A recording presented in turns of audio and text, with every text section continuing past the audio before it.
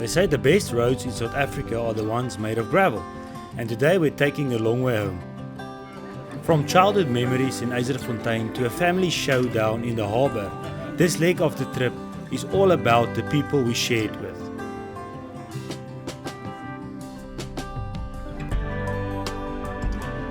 We'll go face to face with the giants of Struisbaai, spot a rare visitor in the water and witness a sight at the docks that left us with some very mixed emotions. We're standing at the absolute tip of Africa before boarding a legendary ferry to cross the mighty Brede River. Buckle up because this is episode 2 of Chasing the Horizon. We are leaving the shores of Bikini Beach behind and heading inland to the rolling hills of Darling. Our first stop is Darling Olives, a family-run gem on the Yzerfontein farm.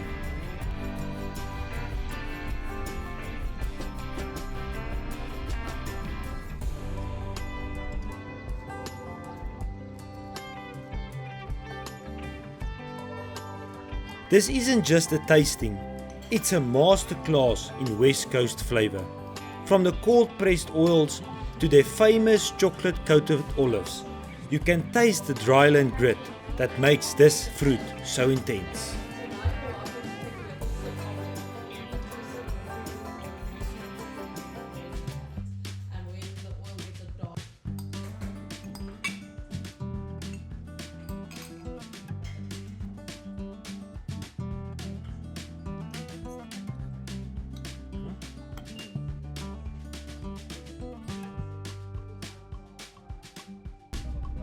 From the groves, we headed back to the coast, to a place that feels like home, Yzerfontein.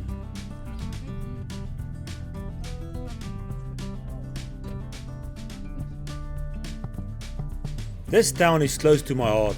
I spent many childhood holidays here in a family vacation home, and coming back always feels like a reset.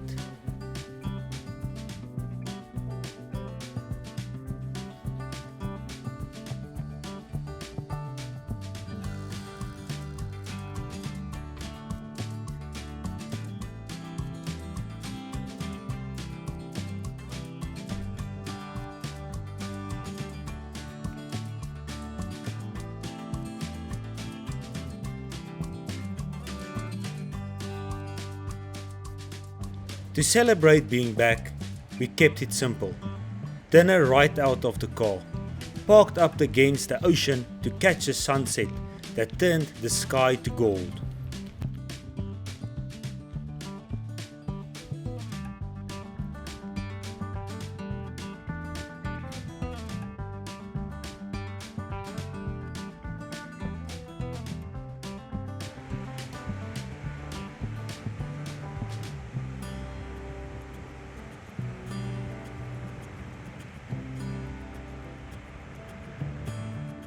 When I was younger, me and my sister would walk to this shopping centre, buy the most delicious ice cream and maybe rent a DVD or two.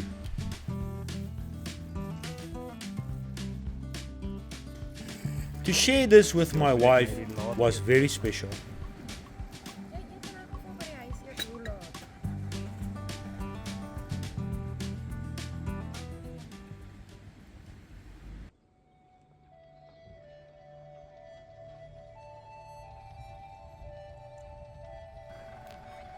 This is the vacation home that we have very fond memories of.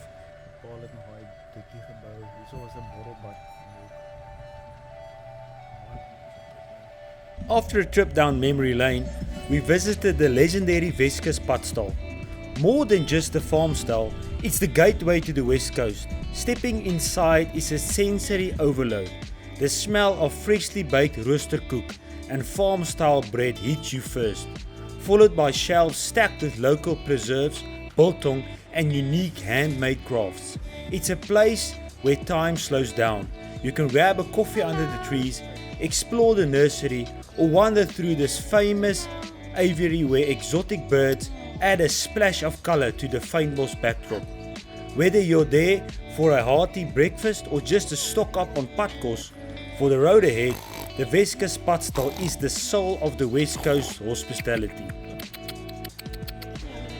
Yzerfontein never disappoints. Thousands of Cape Gannets and gourmets began streaming over the water in a massive black trail, diving into the surf. Beneath them the ocean was alive as schools of fish pushed towards the shore, pursued by birds from above and predators from below. At the back of this amazing sighting, you can see Dusson Island Lighthouse, approximately 9 kilometers west of Yzerfontein's coastline.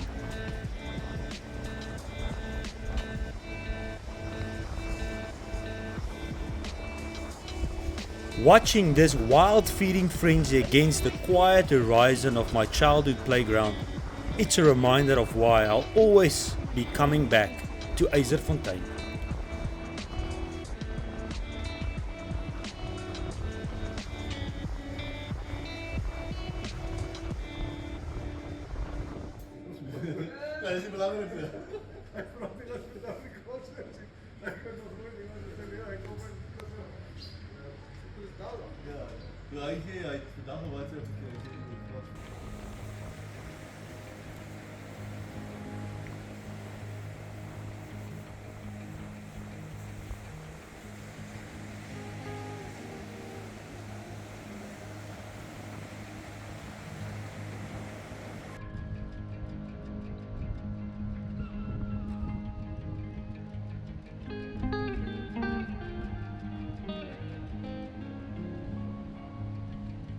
Leaving the quiet nostalgia of Yzerfontein behind, we aimed for a classic Cape Town view.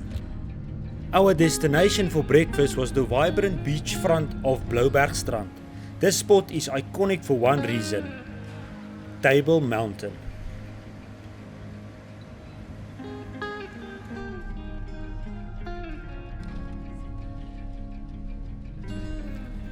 We ended the day in Somerset West, booking into Boskloof. As the sun began to dip, the balcony gave us a front row seat to magic. From Gordons Bay all the way to Cape Point, the sky turned into fire. Watching the sunset right behind Table Mountain, it's a moment we'll never forget.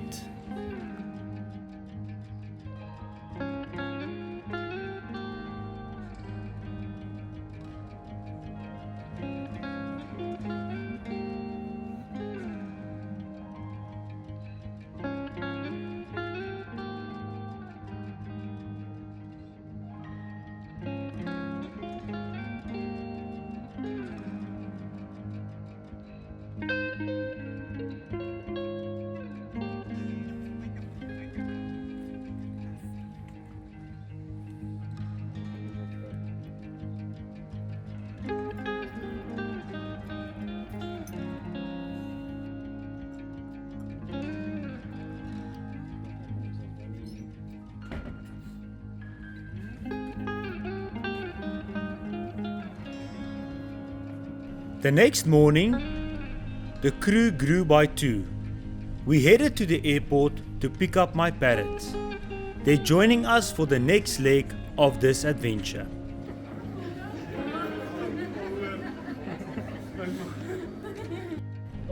There's nothing like a family road trip, especially when the first stop is a drive along the coastline of the Strand.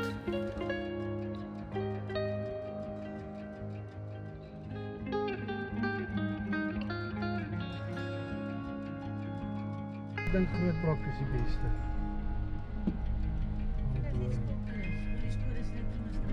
You can't pass Gordons Bay without stopping at the local legend, Weskus. It's one of our absolute favorite spots for fish and chips. Fresh, salty, and best enjoyed by the sea.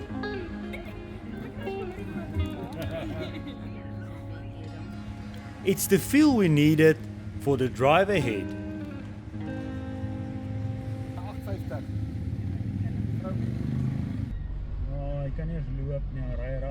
We bypassed the N2 for the scenic R44, heading to Stony Point in Betty's Bay. It's a bit quieter than the famous Cape Town spots, which means you get much closer look at those incredible African penguins. Watching them navigate the rocks is always a highlight. Hier zit ons gebly. Ons swem met hierdie swembad. Yes, maar dit is ook one two of iets. En die ontbyt was flipping crazy. Ons gaan net kyk jou. As the light began to fade, we rolled into Hermanus to celebrate the first night with the whole family together. We headed to Char, a massive meat platter, good food and even better company. The perfect way to toast to the next chapter of our journey.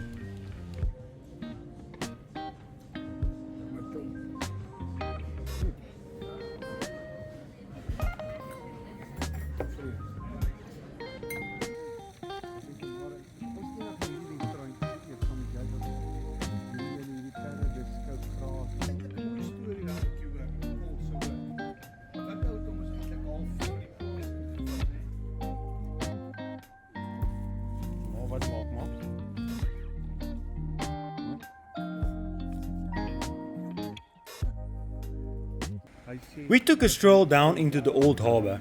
It's a national monument now, and you can really feel the history in these stone walls. We passed the Shark Research Centre. It's tucked right into the old fishing buildings.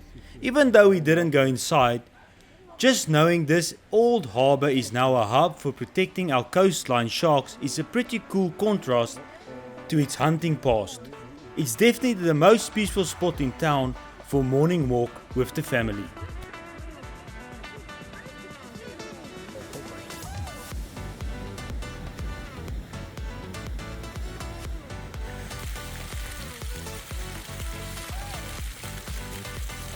Before leaving Hermanus, we had a quick breakfast and then we were on to our next destination.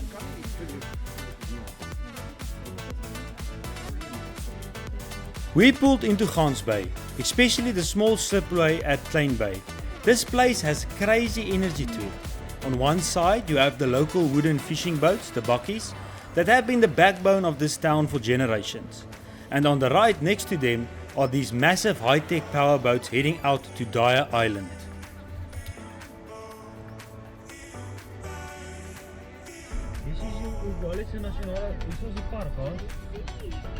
We hit the gravel roads again, where the real soul of the Cape is found. Our first stop was Die Dam. It's a place that feels untouched by time. Long before it was a campsite, it was a crucial freshwater stop for track boers and travellers. Today it's a rugged sanctuary for fishermen and those looking to disappear from the world for a while.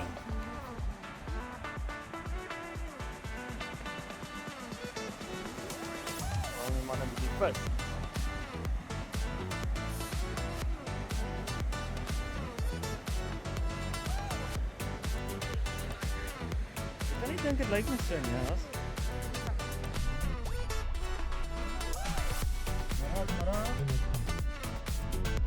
As we headed to Spookdraai, we hit a bit of Weskus traffic, a herd of cattle reclaiming the road.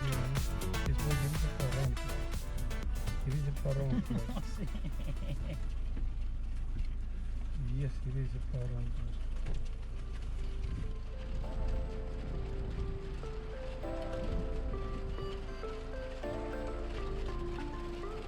But the highlight was this magnificent jackal buzzard.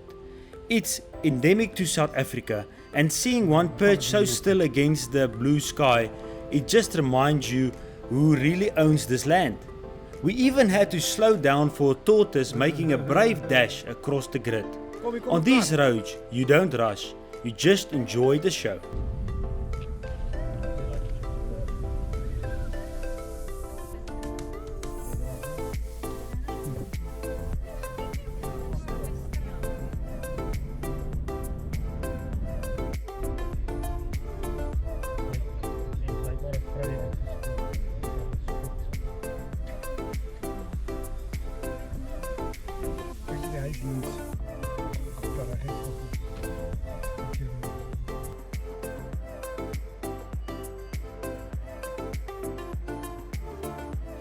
We checked into Spookdraai B&B and immediately headed for the hills. The path behind the house led to a perfect vantage point. Standing there, looking out over the vast blue, you start to feel the scale of the Agulhas coastline.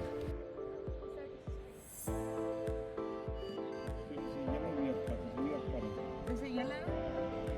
Mongoose en dat is meerkatten. Mongoose en ek het gesien nou.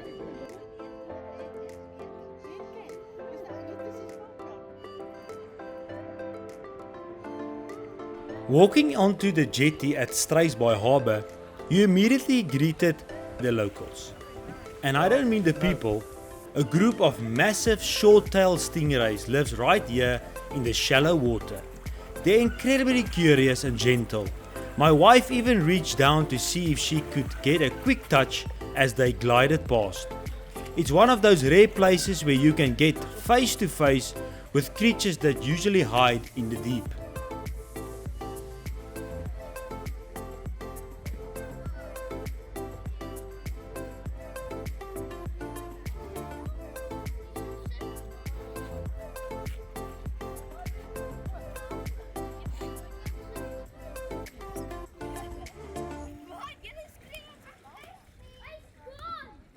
The mood shifted as fishing boats came in.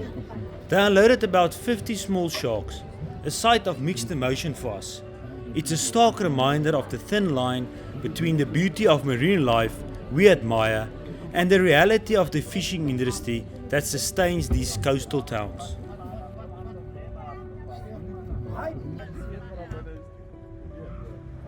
We processed the day over a late lunch at Catchcook, sitting right on the water, watching the harbour life go by.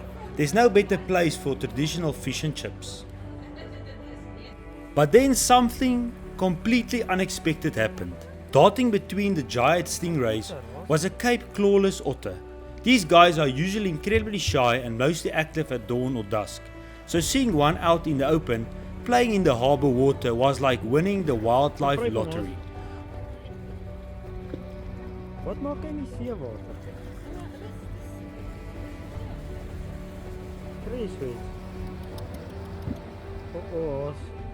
Watching the contrast between the slow, graceful rays and the hyperactive little hunter was easily one of the best moments of the trip so far.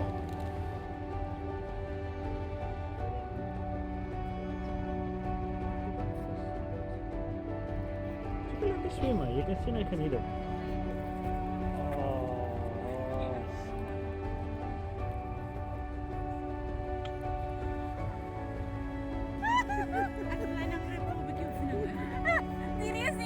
As the day wound down, things got a little competitive.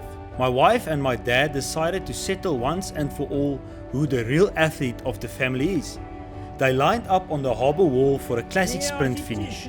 I'll let you be the judge of the photo finish. But let's just say someone might be claiming a hamstring injury tomorrow.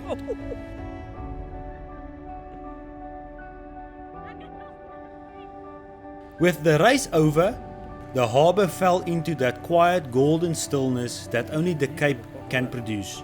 We stood there watching the old wooden fishing boats, the bakkies, limping back into the docks after a long day.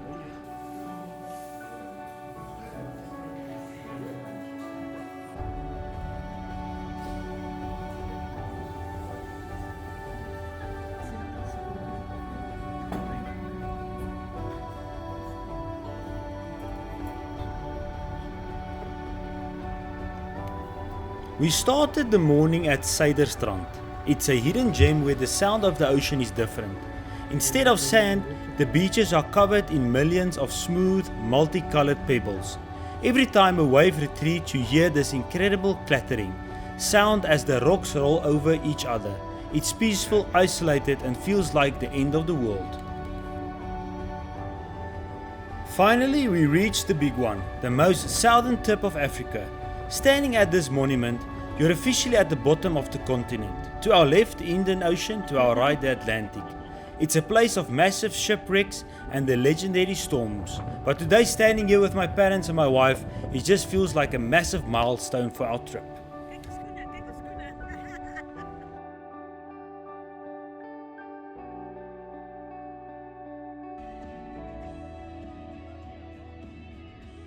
We traded the tar for the grit once more, taking the scenic gravel road from Agulhas towards Arniston. This town is a place of two names and a lot of history. Originally called Bloubergstrand after a legendary sea cave, it was later renamed in memory of a tragic shipwreck. We pulled up to the iconic Arniston Hotel, a local landmark since the 30s, and did what every traveller here has to do. Ordered a plate of their famous calamari and chips. Sitting there overlooking the turquoise bay of Struisbaai, you realize why people have been escaping to this quiet corner of the Cape for over a century.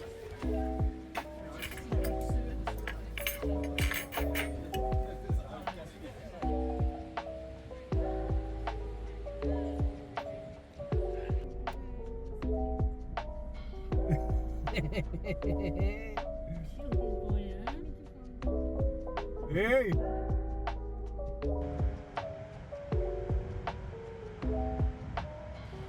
As the afternoon light began to soften, we headed back towards the red and white stripes of the Agulhas lighthouse. Below it lies a network of massive tidal pools, calm, crystal clear pockets of water carved right into the rugged rocks. We spent some time here walking the shoreline before heading to one of our all-time favorite places, Agulhas Seafoods.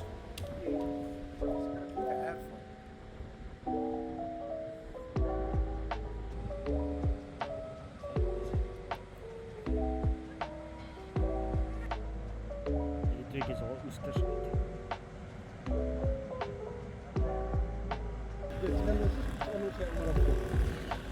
There's something about sitting here, right on the main road with a plate of fresh fish, just watching the world drive by. It's the kind of place where time doesn't really matter. We sat there, enjoyed the lekker fresh catch, and just soaked in the feeling of being at the very most tip of the continent. It's the simple moments like these that make the long drive from Pretoria worth every kilometer.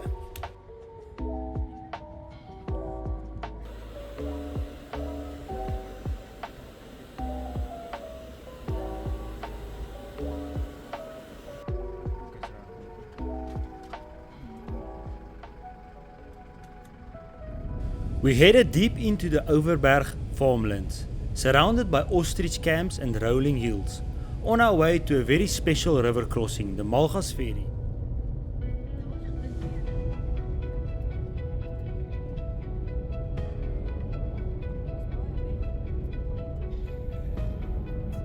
Chip.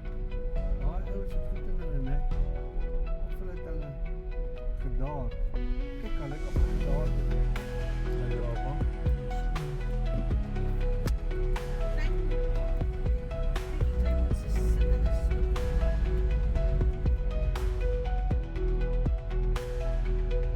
This used to be the last hand-drawn pontoon in the country, but today they've traded muscle for a generator.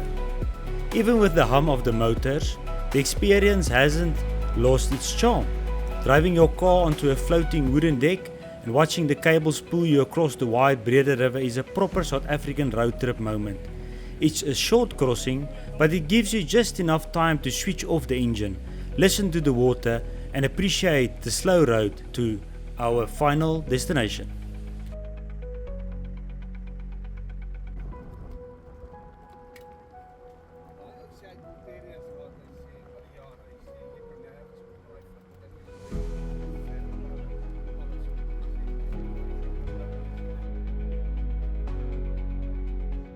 Thank you so much for watching, and don't forget to like and subscribe. I appreciate every view and every comment.